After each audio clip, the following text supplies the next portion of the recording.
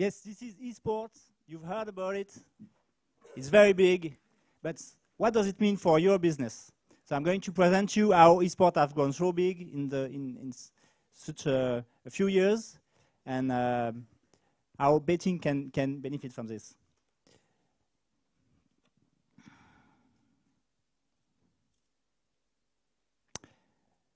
Is eSports the new betting frontier?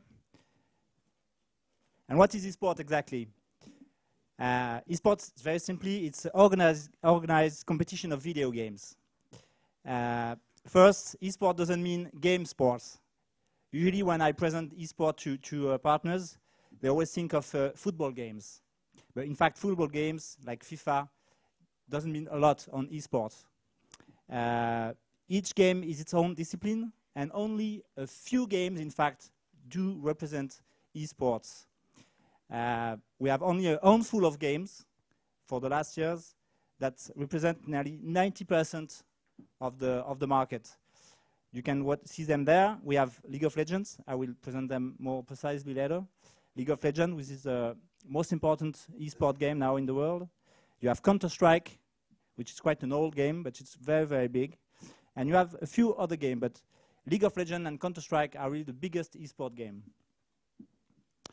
And each game is its own discipline with completely different features, completely different fan scene, completely different organization.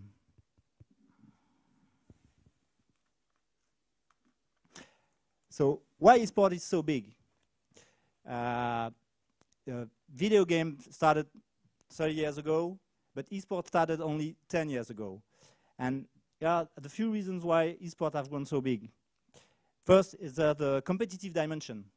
You do not play only against the computer, you play against other people. So that's much more interesting. There's a social dimension.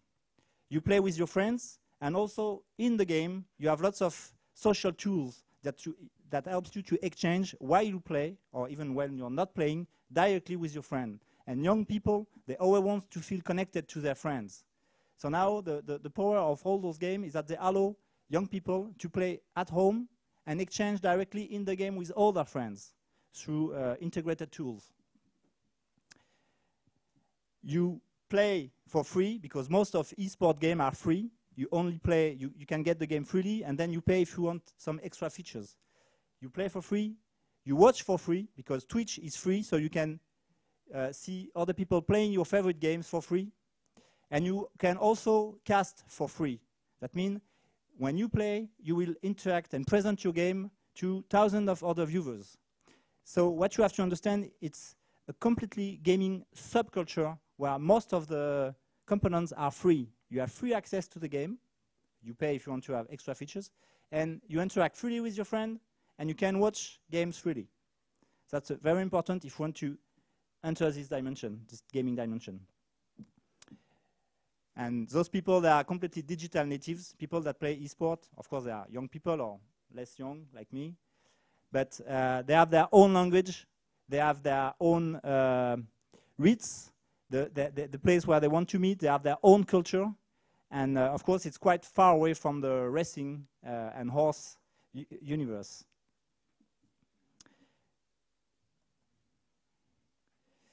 eSport means big show.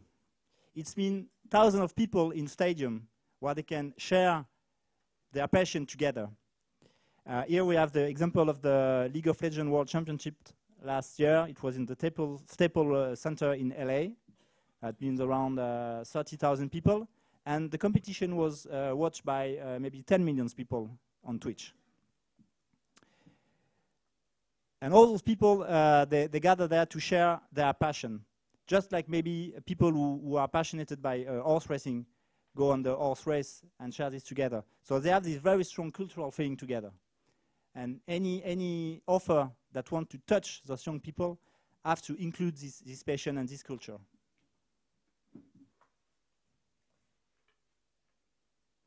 Here are some figures. They are a bit different from what Jason said, but it's only different studies, but we are more or less the same. So the turnover of eSport last year was 700,050. And the audience figure I have is a bit more than what you say, but it's nearly 200 million people watching eSport in the world. Important figure is the betting, the amount of money of betting compared to the eSport turnovers. We can see it's very small. It's only 55 millions. I will detail the betting mechanism in eSport later. For example, in France, the eSport audience is around 1.8 millions. This is slightly less than the number of people who are watching Be-In for football, for example. And you have the number of eSport fans who go to events, who really follow the eSport news, 800,000, and the number of eSport players, people who really play eSports in competition, are 400,000. Of course, the true strength of eSports lies in the people that play online, and not only on the people that goes to events. Most eSport players, they play online on many kind of game, and that's where the big number are. So if you want to touch those people, you have to be online.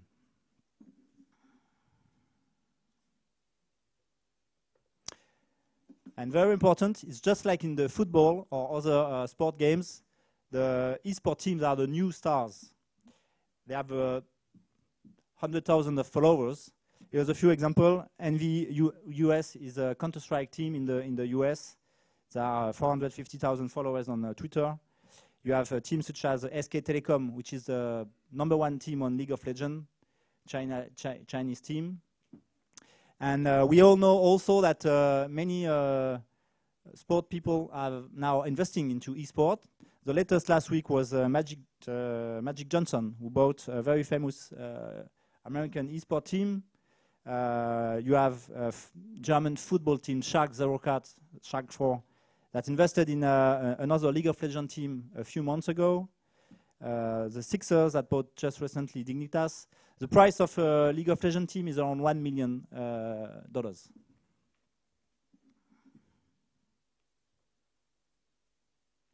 So what are the main eSport games? As I said, the biggest eSport game is League of Legends, which is a game published by Riot. And you have Counter-Strike, Hearthstone. A very important point is that eSport games are owned by their publishers. Those are softwares. And all the rights around those products are owned by the publishers. Everybody can play football, and everybody can set up a football competition. Everybody who has a horse can do some horse racing. But in the eSport universe, the power is in the hand of the publisher, because they have the rights on everything that goes with their program. And they can even ban a player for cheating. They can ask a competition to stop because they're not happy with the way they are organized. So it's very different from classic sports. And that's something you have to integrate if you want to expand into eSports. You will have to talk with the publisher to have the agreement to set up anything. And of course, the bigger you could be to talk with them, with your federation, you will have more weight. And the publisher, they don't have the same vision for the eSports. For example, on League of Legends, the publisher, Riot, has full control of the eSports scene, while another publisher, very big, which is Blizzard, we have Hearthstone and some other game, Overwatch, they leave free competition to be set up. They don't manage too much the eSports scene. It depends on the way the publisher wants to manage the thing. So League of Legends, the biggest eSport game, it's a multi-online battle arena where a team of 5 players play against another team of 5 players. It's a game where you have a very strong team strategy, and the game can be quite long, more than 30 minutes. It is played by more than 100 million people in the world, active each month. And you have peak of nearly 7 million players at the same time playing this game. So it's really, really huge. It represents, I think, 60% of the esports scene in League of Legends. And the LCS, which is the World Championship of League of Legends, is the biggest event in the world. It's a competition that goes through all the year with 2 seasons and the final World Championship, which started just yesterday evening in the United States. They are all professional teams playing this World Championship. they get money from Riot. So if you manage to get into the 16th best team in the world, your player gets salaries from Riot. And something that you have to know is that Riot doesn't allow any betting partnership. So that means that all the teams that are playing on the LCS, they can be sponsored by Logitech, they can be sponsored by Microsoft, but they will never be sponsored by any kind of betting company, Winamax or racing company or whatever. The decision is done because Riot want to be able to communicate to young audience, and they don't want to have any problem with minors. But that's a real problem. Apparently, they have started to exchange more with the betting industry, and they are ready to reconsider this decision.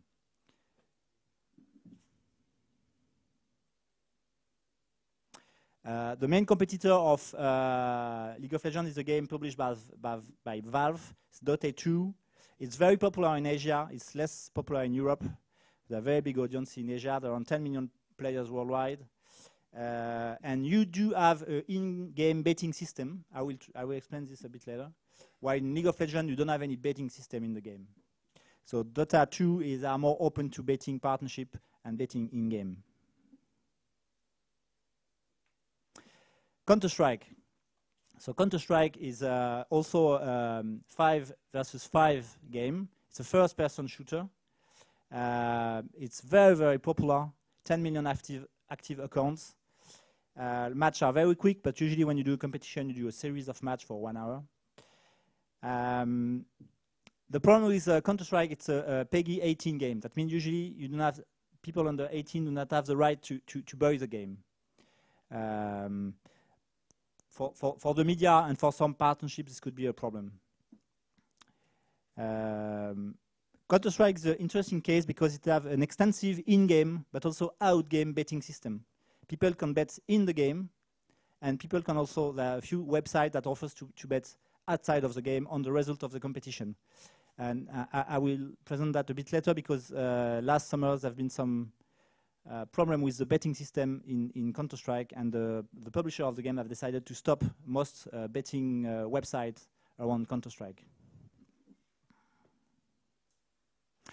You have some other sport game, eSport game, which are much less, with less audience.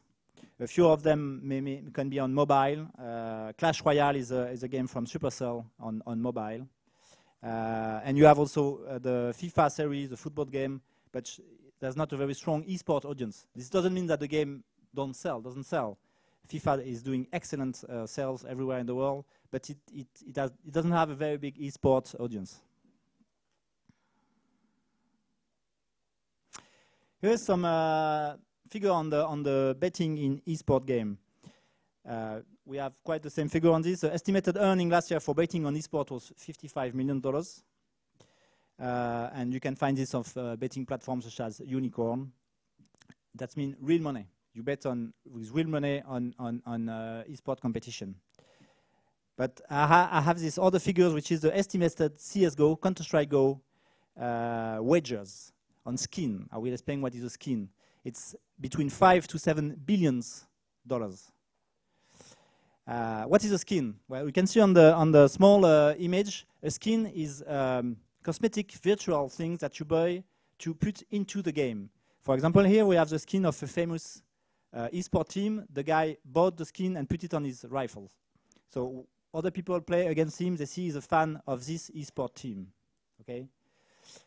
And the skin system, you can buy skin, but you can bet on skin to win skin. You can have random skins that are more difficult to get. And when you get them, you can sell them, or you can try to propose other people to bet on them. It's a very complicated system, and it's all completely digital. So the betting game, virtual versus dollars. The figures I have here is probably the most difficult problem for you, betting industry. 64% of eSport gamblers, they don't want to gamble any real money. They just want to gamble virtual money, or they want to gamble skin that maybe they bought with real money. But they don't want to put any money on any betting. They are young people. They are they don't know well, they don't have a betting culture. For example, in France, you cannot bet on eSport championship. You can do this in the UK. But most gamers, they come from they have a culture of gaming, but they never used to bet on sport. They never used to bet on racing. And they don't know how this works. So they prefer to bet virtual money because they're in a completely digital and virtual universe. The other point is that eSport is currently quite unstable. There's not really a structured association.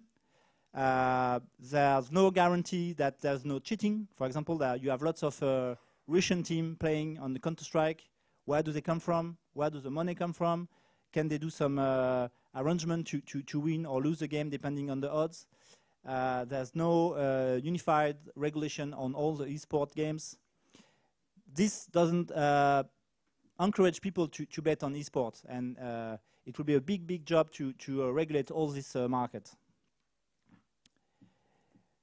And on most countries, eSport betting platform only offer virtual money. You cannot gain real money.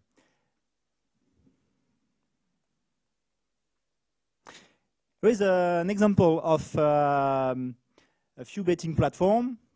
We talk about Unicorn. It's the biggest website for betting on eSport championship. You have a few other examples.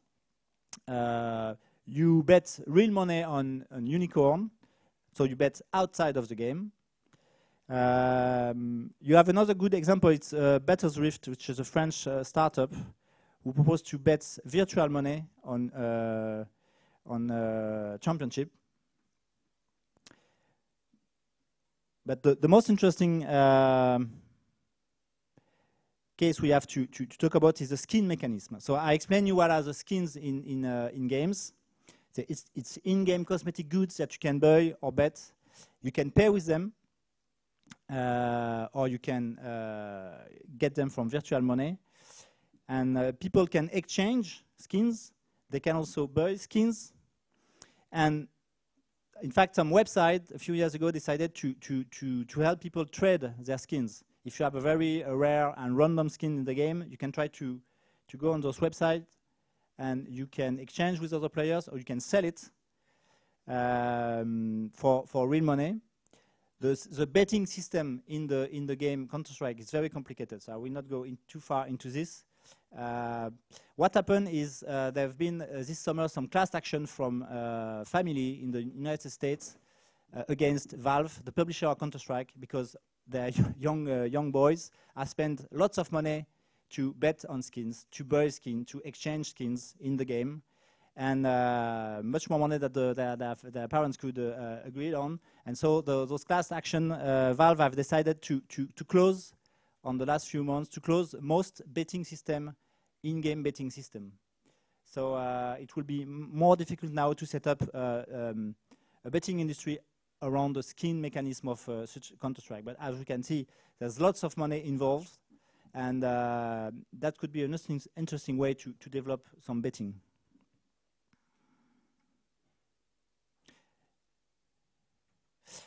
So in conclusion, why enter eSport and how to do it? Well, clearly, eSport is part of sport future. We also know that young people, they watch less and less TV. They spend lots of time on Twitch, watching games. So it's a completely new sport culture that is now growing, and the betting and racing industry cannot be away from this. eSport is a very fast-growing business, lots of audience, lots of money getting in, young people. But those people have to be educated. They don't know very well how to gamble. They don't know if they can put real money into this eSport betting. And also for you, with some aging demographic of your classic customers, eSport is a good way to attract a new audience, because they will be more excited, most probably, to bet on eSport game that they can be interested to bet on football game or racing.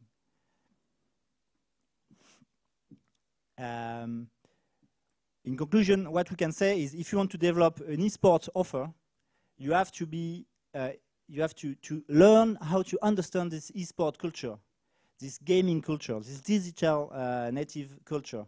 You cannot simply take the old recipes from your racing and betting culture and simply put it on the eSport culture. This won't work. you have to you really have to develop a new offers for people who are attracted to gambling in a totally different way than we used to do previously. And you have to be strongly linked to the gaming community. That's all for this. If you want more info, I will be there at the break. And as Jason said, I'm manager of Eclypsia, which is the biggest website and web TV on sport on the French market. And I hope this was quite interesting. Thank you for all.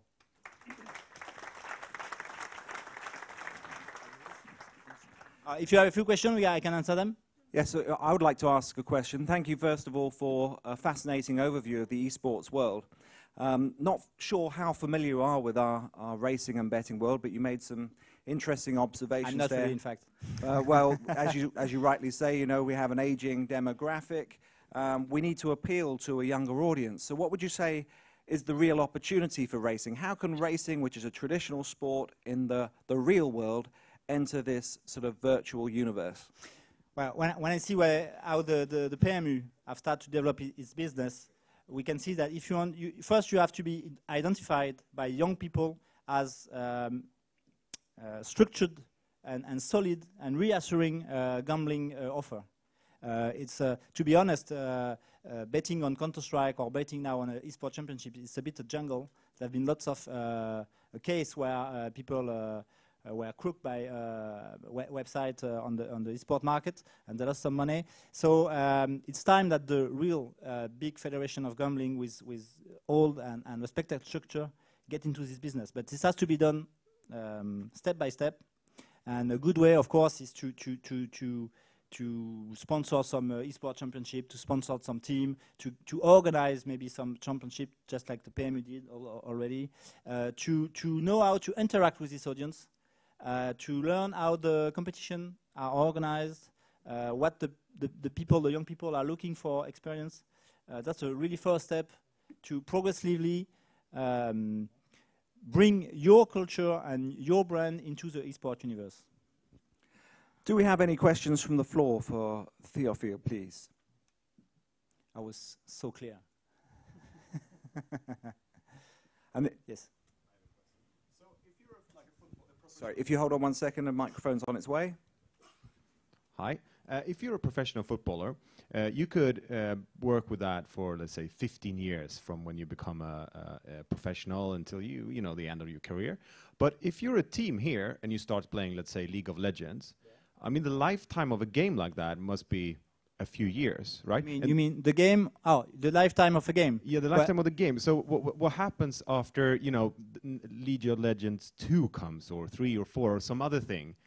That is something that the publisher of League of Legends have totally understood. And in fact, League of Legends is a 10-year-old game, and it is patched and changed every 6 months. It's evaluated continuously. But it's true that one day, maybe another game will emerge, will be bigger and stronger than League of Legends. What I can say is when a player is really good at one game, kind of MOBA, Mobile Online Battle Arena, he will be good at also the same kind of game. And in fact, we don't see lots of evolution into the game. Well, first, what I can say is League of Legends is there for quite a long time. And if they do a League of Legends 2, it will be only a new version, a better version of this game. Any other questions from the floor? There's another one in the center there. Hold on 1 second, the microphone's on its way. Are the teams game specific, or do the teams cross between games? Most teams are present on multiple games. In fact, now the teams have professionalized themselves a lot. They are rather a brand. When you see a team like Fanatics, for example, or NVUS, they are present on most big games. So they will be there on the Counter-Strike, they will be on League of Legends, and maybe some other games that are developed. They are, in fact, media brand, and they offer as a sponsor lots of exposure by playing the biggest game. That now how the business developed now. And is there an overarching league that's managing those teams or controlling the? Yes, of course. And the overarching league is what? Sorry? And the overarching league or organization? You mean a federation, a global federation? Yes. No, there's not. But You have the example of, again, League of Legends. Riot, when you enter the top 16 team sorry, in the world in League of Legends, Riot contacts you. There's a kind of NBA process to be selected as the 16 best team. And Riot contacts you, and they give you money to salary your players. And you have a contract with Riot, who is the publisher of the game. Okay, so that makes sure that the team can get money for 1 year and play all the competition up to the World Championship. So in fact, the federation of this game, it's simply the publisher. They have control on all the process. It's different from some other games. But the main problem is that it's difficult to set up an eSport federation, because let's say Blizzard has this new game which they want to launch. Okay, why would the federation, the eSport federation would help launch this game? The other game publisher don't want this to happen. So it's the difference. The main difference between regular sports and eSport is that all publishers have their own interests. While when you set up a football federation, all the people that are playing football and all the ecosystem around the football has interest that there is one federation. Okay, so it's the eSports market is much more competitive between all the publishers. One more question from Paul on the floor, please. You said earlier that the traditional forms of betting on racing and sport won't apply to esports. If you were a betting operator, what's the one thing you would do to try and tap into the esports market? So you said earlier the traditional way of betting doesn't work. Sure. What's one thing you would do as a betting operator to get into to the esports market? Well, it's not that simple. It's not that simple, because you have to really set up attractive betting offer for digital native people. You have to make sure that also that the problem of the odds of how much money you can win by betting today on betting platform like Unicorn, the odds are quite low, because it's difficult to judge. You don't find odds at 20-1 or 8-1. Usually the odds are 2-1, maybe 3-1 the best. You see, so to attract gamblers, you must find a way to make sure that they bet and they can expect to win lots of money.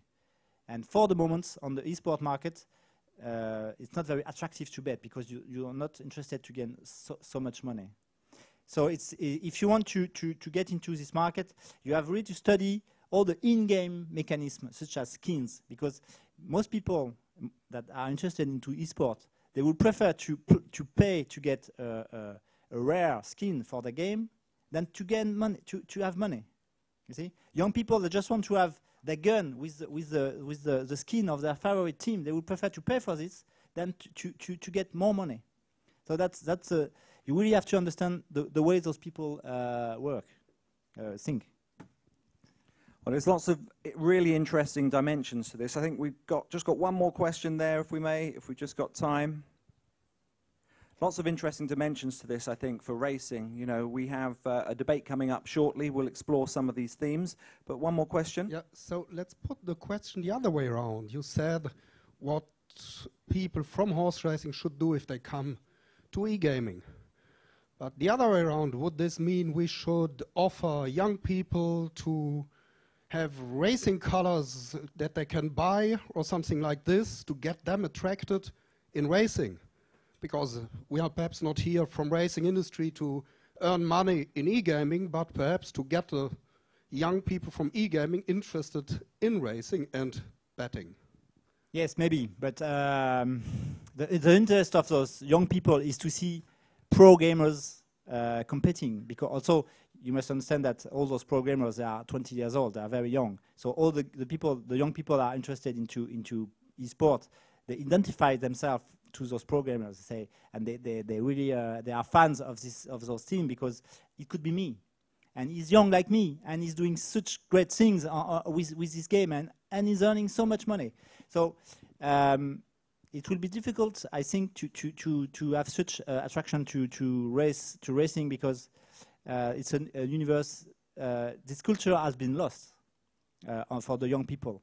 They've never seen a horse in their life. How to attract them to a race fields? They usually they only go out to hunt Pokemon. So so you must understand that we are talking about completely new generation that all our codes have changed. So yes, it's a good question, but I don't have the answer. And that is the challenge. Thank you very much, Théophile. That was really interesting. Stay available.